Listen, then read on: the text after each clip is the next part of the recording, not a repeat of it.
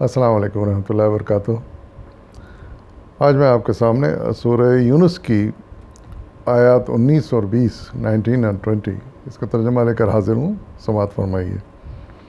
اعوذ باللہ من الشیطان الرجیم، بسم اللہ الرحمن الرحیم۔ یہ لوگ اللہ کے سوا ان کی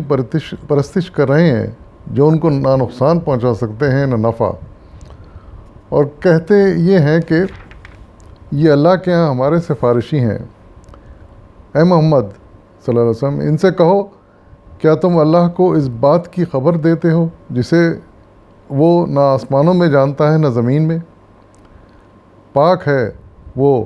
اور بالا و برتر ہے اس شرک سے جو یہ لوگ کرتے ہیں۔ ابتداءً سارے انسان ایک ہی امت تھے،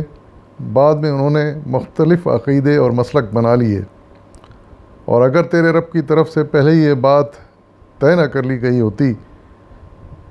تو جس چیز میں وہ باہم اختلاف کر رہے ہیں اس کا فیصلہ کر دیا جاتا۔ صدق اللہ العظیم۔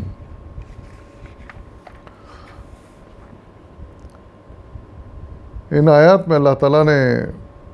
ان لوگوں پر تبصرہ کیا ہے جو کسی بھی صورت میں اللہ کے سوا کسی اور کو معبود ٹھہراتے ہیں اور پھر ان کی پرستش کرتے ہیں، خواہ وہ بت ہوں، تصویریں ہوں، کسی بزرگ کا مزار ہو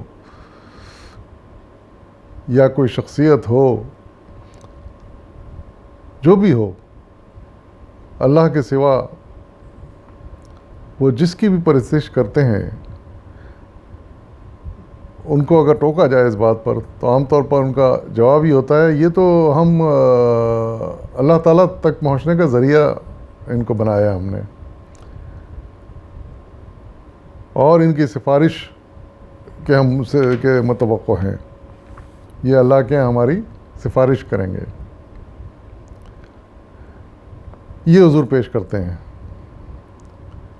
لیکن یہ ایک ایسی بیہودہ بات ہے جس کے بارے میں اللہ تعالیٰ فرما رہے ہیں کہ یہ ایسی بات کرتے ہیں جس کو ہم نہ آسمانوں میں جانتے ہیں نہ زمین میں،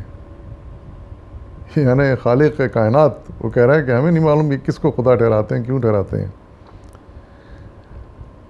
ایسے تو کسی دوسرے خدا سے ہم واقف نہیں ہیں۔ یہ اللہ تعالیٰ کا ایسے لوگوں کے لیے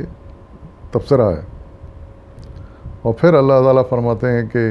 یہ سب بیہودہ بے معنی باتیں ہیں جو یہ کرتے ہیں۔ حقیقت تو یہ ہے کہ اللہ تعالیٰ کی ذات ہر قسم کے شرک سے بالا تر ہے، اس کا کوئی شریک نہیں، اس کے ساتھ کسی کو بھی عبادت کے لیے شریک کرنا یا یہ سمجھنا کہ وہ اس تک پہنچنے کا کوئی ذریعہ بن جائیں گے، یہ سراسر نامعقول بات ہے جو اللہ کو بالکل پسند نہیں، اور اللہ نے اسی بات کو شرک قرار دیا ہے۔ پھر آگے فرمایا کہ ابتداءً یہ آج سے نہیں ہوا ہے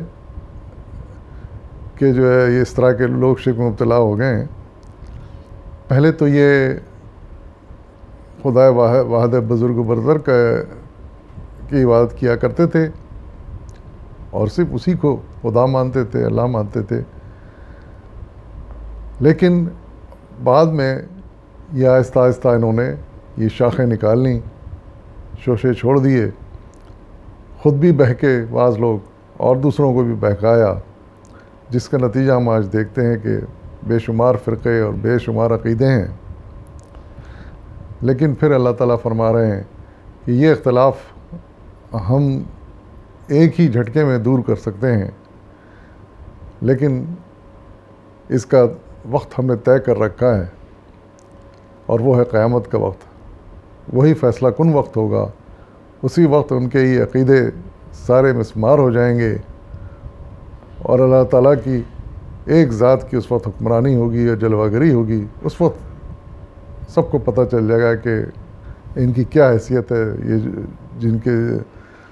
ساتھ وہ شرک کر رہے تھے، ان کی حیثیت کا پتہ چل جائے گا۔ اس بات سے ہمیں بڑا سبق ملتا ہے کہ شرک کتنی بری چیز ہے، اور اس سے بچنا کتنا ضروری ہے۔ وآخر دعوانا والحمد للہ رب العالمین۔